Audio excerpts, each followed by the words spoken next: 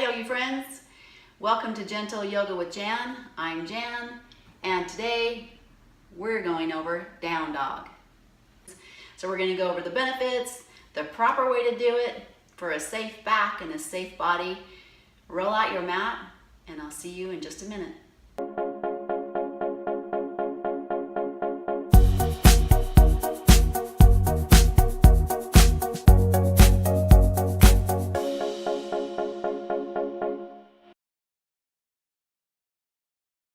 So down dog, or often called downward facing dog, is a pose that is frequently used in a yoga practice.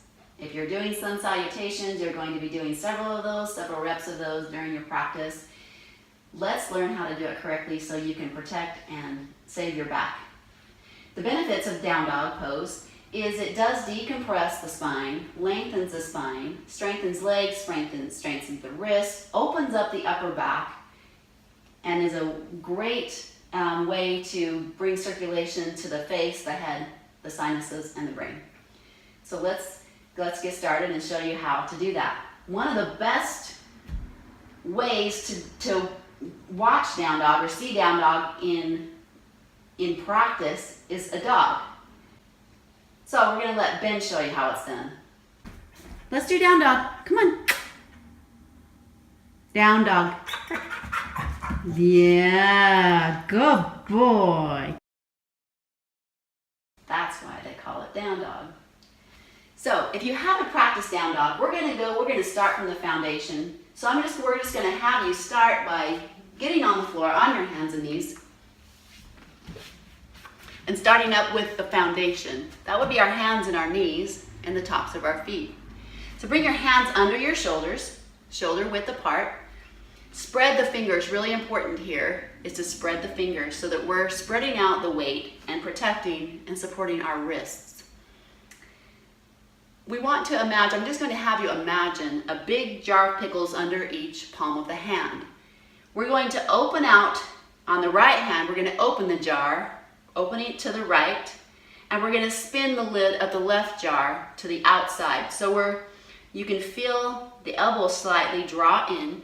You can feel the upper back open. Now with that sensation, put a little bit more pressure into the pointer fingers and the thumb. You can feel the forearms and the upper arm firing up, can't you?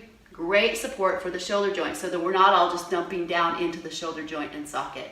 Go ahead and engage that again. Open up the jars to the right and to the left. Does that make sense? So opening out here and opening out the left hand to the left. Feel the forearms firing up, tuck the toes.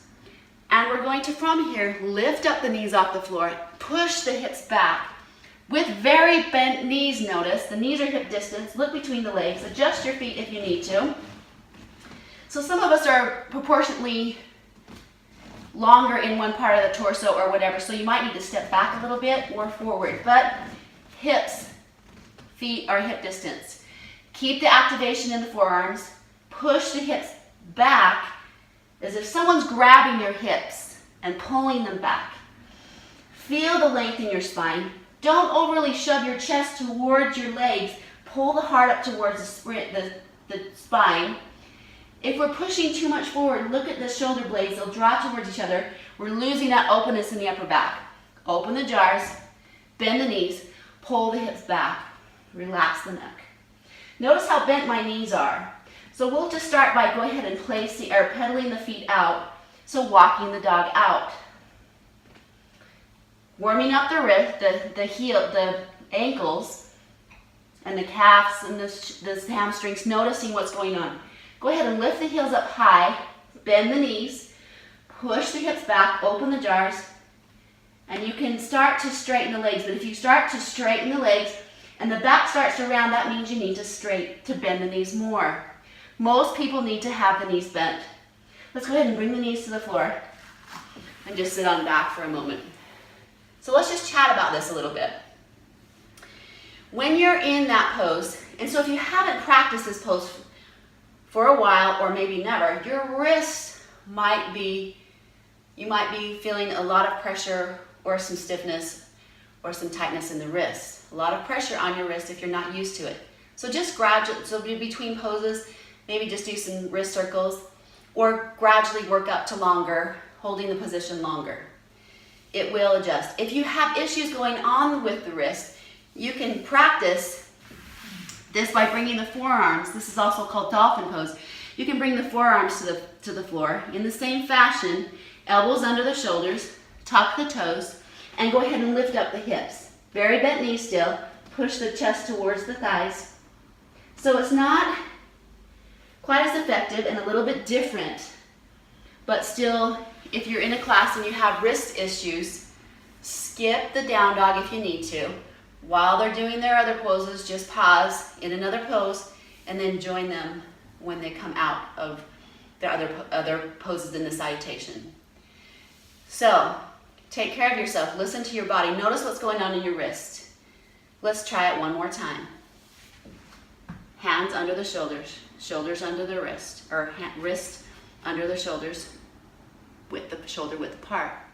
Tuck the toes, spread the fingers, open the jars, relax the neck, pull the belly in towards the spine slightly, tucking the toes, lift the knees up off the floor. Instead of bringing all the weight into the hands, pull the hips back. Bring more weight into the feet. So the weight should be distributed evenly between the hands and the feet, not more over the wrists. See that? As if I'm pulling your hips back. If I were there, I would grab your hips gently and pull them back. Knees bent. See the length in the spine? Relax your neck. Open up those pickle jars. Breathe in and out through your nose. Pull the belly towards the spine to keep that support in the back.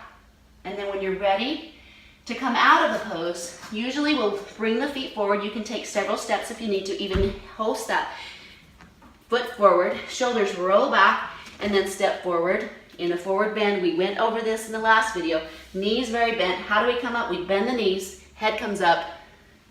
Use your legs, and exhale. Release it down. So as you move in and out of that down dog pose, think of that. It's going to take you a while to retrain your brain, most likely. Instead of straightening those legs, feel free to bend them. Your back will thank you. You're going to feel wonderful and fabulous. Bend the knees. We'll see you in the next video.